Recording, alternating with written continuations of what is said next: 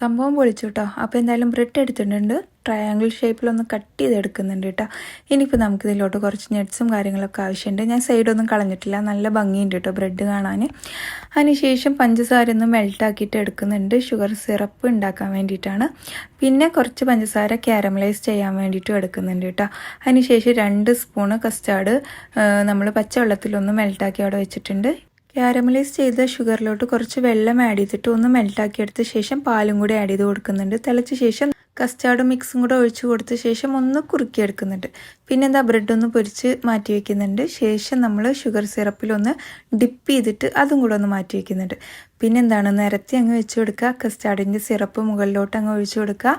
നട്ട്സൊക്കെ ഒന്ന് വിതറി നമ്മൾ തണുപ്പിച്ച ശേഷം കഴിക്കണതാണ് അതിൻ്റെ ഒരു ടേസ്റ്റ്.